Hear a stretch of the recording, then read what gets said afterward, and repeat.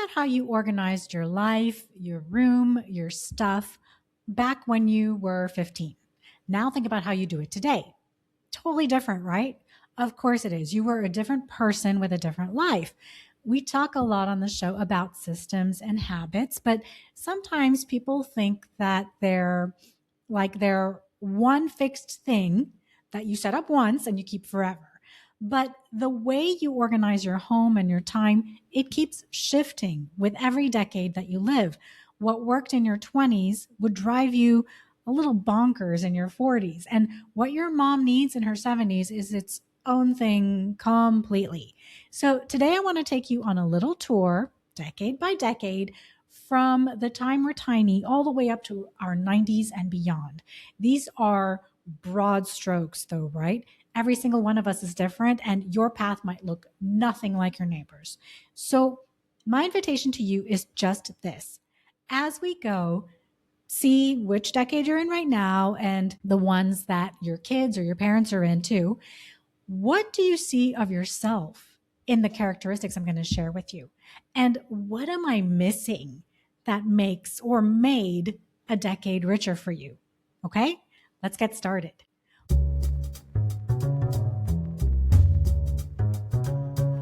Welcome to Organizing for Beautiful Living. I'm Z Siman, the Choosy Organizer. This podcast is for women who are done organizing everything and they're ready to be choosy about what matters, what's enough, and what can wait. This is episode 121. This is going to be a kind of map, a way to see that being organized isn't one skill you either have or you don't. It grows and changes as you do. And when you can see that, two nice things happen. You stop beating yourself up for not having it all figured out because the target keeps moving, and you get a little clearer on what matters to you for the decade that you're in right now. So let's start at the very beginning, because a lot of what we struggle with as adults is the stuff nobody handed us early. So if you plant a few simple habits while your kids are young, then by the time they hit their teens, you're not teaching from scratch. You're just reinforcing what they already know. When we're little, all the way up into our tweens, like 11 or 12 or so, we're sponges. We soak up how the people around us handle their stuff and their space. You remember your kitchen growing up, and I bet you remember the way your best friend's house felt when you walked in, especially if it was different from yours, really different from yours. Kids are watching all of it and they're deciding what normal looks like. So people who study how children learn will tell you that a lot of it is simple copying. They do what they see far more than what they're told. If you've got young kids, you don't need to run decluttering skills. You just need to let them see how you do it, but out loud. Like, I'm putting my keys in the bowl so I can find them tomorrow. And then you give them small jobs that are just theirs. Like, you put your shoes in this basket, or you put your plate in the dishwasher like this. You're planting the habit early when it sticks the easiest for them. Well, then come the teen years, and the center of gravity moves. And suddenly, friends matter more than parents, which is exactly how it's supposed to go. I remember the head of my daughter's middle school told us just that when they were starting seventh grade. You're going to be sad, she said, because your daughter is going to want to be at her friend's house more than at yours. She's not going to tell you every single little thing in the car on the drive home anymore. And she'll be forever texting her friends instead of cuddling with you when you're watching a show on the couch. And this is going to go on for a few years. And she was mostly right, too. Teens are figuring out who they are, and a big part of that is pulling away a little. On top of that, they're hit with real logistics for the first time. So class schedules and assignments, plus everything that they're seeing all day on their phones about how life is supposed to look. But look, there's some good news though. If you did even a little of that modeling when they were small, this is where it pays off. You're not starting a new fight about a messy room. You're reminding them of something they already know how to do. So keep it light, help them set up small systems that serve them, like a spot by the door for the stuff that they can't leave home without, and let them own it. The goal at this age is a habit they'll build. It's not a spotless room this week. In our 20s, most of us are trying to build a life that's our own, separate from the one that we grew up in. People who study this stage call it the season of exploration. It's a lot of moving around and trying things on, slowly figuring out who you are in relationships and in work. And what's interesting is that even while we're breaking away, we hang on to the familiar. So you set up your first apartment and you organize the kitchen drawers exactly the way your mom did without even thinking about it. So the 20s are a great time to ask this one question on purpose. Does this way of doing things actually fit my life, or did I just inherit it? You keep what works and you eventually let go of what doesn't. You're usually light on stuff and light on obligations right now. So this is probably the easiest decade to set your own patterns before life gets fuller. Because if you're from a stuff heavy household that didn't get rid of much, you might default into that as well. But it's easier to course correct now in your 20s than to try to undo some of these habits later on. Then the 30s roll in. And for a lot of us, this is the big accumulation stretch. Maybe you're starting or growing a family. Maybe you're leaning hard into a career and filling up a first house. Stuff comes in fast, like the crib, the gear, the mountain bikes, the cars. And this is usually where people start forming their own strong opinions about what organized even means to them. The trap in this decade is letting the stuff pile in faster than you make decisions about it. You're busy. Your mind is overflowing with worries and ideas and plans. So the suggestion here is to build in small, regular edits in your life. Now, those could be once a season garage cleanouts, or just habitually micro decluttering one drawer or one shelf just during the course of your regular day, because you're not trying to get ahead of it all. You won't. You're just keeping the inflow and the letting go balanced in a way. That's a way of keeping you out of years of digging out later. Then the 40s. For a lot of women, this is peak busy. You might be deep in your career, still raising kids, maybe getting further education, and now you might be starting to help your own parents too.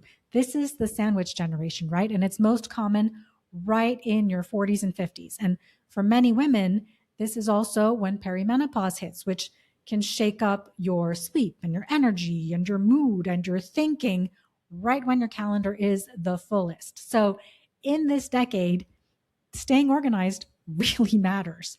I'd even call it survival. And I mean that nicely. I went through it. This is the time to lean on simple systems so you're not keeping every detail in your head. I leaned on digital tools a lot, like our family calendar that everyone could see, the Notes app on my phone, or a short list of meals on repeat on my calendar. So dinner wasn't a nightly decision. Keep it simple, because simple is what works when you're this stretched. The 50s can then bring in a little clarity if we're lucky.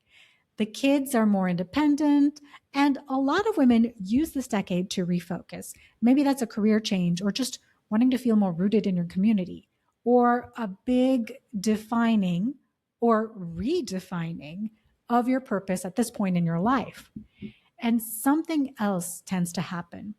You start looking around at all that you've collected and thinking, I don't need to keep hauling all of this stuff with me. And we start looking at the gentle art of Swedish death cleaning, right? Where you slowly let things go so nobody has to do it for you later. The catch, though, is guilt. We can have the tendency to hang on to things out of guilt more than love. We'll say things like, well, that cost a lot, or my friend Susan gave it to me, or it was my mom's. So what helps with that? Well, there are lots of things that help. Things like thinking about when someone gave you that gift, The love was in the giving. It already happened. You're allowed to let go of the object and keep the memory, especially if the gift wasn't terribly precious. Yes, it's hard, but you start with the easy, non sentimental stuff first and you let yourself build momentum, build the skill of letting go. So go slow, go easy, and see what works for you. And then you just let it build. And the 60s. This is a bit of a redesign decade. For a lot of people, work either winds down or changes its shape. And suddenly there's more room in your day than there's been in 30 years. Now, that's a gift. And it can also be really disorienting because so much of the old routine was built around a schedule that had to be set. So the move here is to organize around what you actually want your days to be about now, not what they used to be. So maybe that's time with grandkids or a hobby that you stopped doing decades ago. Whatever lights you up, set your home up to make those things easy to reach and easy to say yes to, easy to invite people over to do them together, and continue lightening what you have in your house because a lighter home makes this whole stretch easier to enjoy. And the 70s. There's an idea I came across from a speaker who studies aging that this decade can really go one of two ways. And a lot of it comes down to what you do socially and how to approach yourself evolving here. The people who stay curious and connected, who keep on designing their days on purpose, tend to do beautifully here. Those who don't can tend to feel unhappier during this decade. Now, from an organizing angle, that means keeping your home working for the body and the life that you have right now, right? Not the one that you had when you were 40. So that's keeping things easy to reach, cutting down on what you have to manage, and making the space easy to move through with good lighting. Make it simple to have people over because connection is a huge part of what keeps this decade rich. You're setting your space up to support the life you very much still want to be living. That's one of the pillars of organizing for beautiful living, right? Connect often. And yes, it's especially meaningful in the 70s decade developmentally. I don't think we stopped developing, stopped changing all of our lives. Connecting often is extremely important. In our 80s, our physical things start to feel more and more important, and for good reason. You're losing a lot of your peers at this age, sadly. So photos, recipe cards, a piece of furniture that you've hauled through 5 houses, these can carry more weight for you. These things become bridges between the generations, the things that start a conversation about where your family came from. People who work with older adults have found that going back through those memories and telling those stories really lifts the spirit. So this is the decade to organize for story, not just for tidiness. You want to pull the meaningful things forward where you can see them and share them. Label the photos while you still remember every name. And if you've got parents or grandparents who are in this decade, sit with them and let them walk you through it. Hire a photo organizer to put the story together for you. This is really about helping someone hand down what mattered to them, not just the stuff, but the thoughts, the memories. And in our 90s and beyond, something really amazing has happened. You become living history. You've seen things most people have only read about, and that makes your stories more valuable than ever. The pull in this season is to keep sharing what you know and to keep learning too, because the curiosity never has to stop. Now, if you're lucky enough to have someone in your life who's in this age, the best organizing you can do is around access and connection. Keep the photos and the stories where they can be reached and enjoyed together. Make it easy for you to visit and easy to sit and listen. Make calling you easy, video calls simple. By now, what you're really organizing is a legacy and a whole lot of love. You know, from the time we're little all the way into our 90s, organizing does keep changing shape. As a kid, it's watching and copying. Your 20s are about choosing your own way instead of the one that you inherited. Through the busy middle decades, you lean on simple systems so you're not carrying it all in your head. And later, the work becomes lightening the load and organizing around story and connection. Well, wherever you are right now, in whichever decade, just take a second right now to think about that. Think about what you learned from yourself in earlier decades, what you want to pass on to your kids or younger friends and family members, younger coworkers about your learnings. So maybe they can bypass some of the heaviness that you went through with your stuff, with your schedule, with your relationships. But you're not only talking to them, have a little dialogue with yourself. I think very visually, so I think about it this way. You're in a different room now than you were 10 years ago, and you'll be in another room 10 years from now. So be kind to the version of you that's here today, no matter what you think you missed from the last room, and look forward to the next room intentionally. But most of all, savor this room right now. Make the small moves that fit this season, this age, the things that really interest you, that will create a little more order for you if that's what you need, that will make you enjoy your relationships more. And if you've got kids, remember they're watching the same way you once watched. The habits you model now are the ones they'll carry. And by their teens, you're mostly just reinforcing what they already know. That's how this gets passed down. One generation showing the next one what calm, beautiful living looks like, right?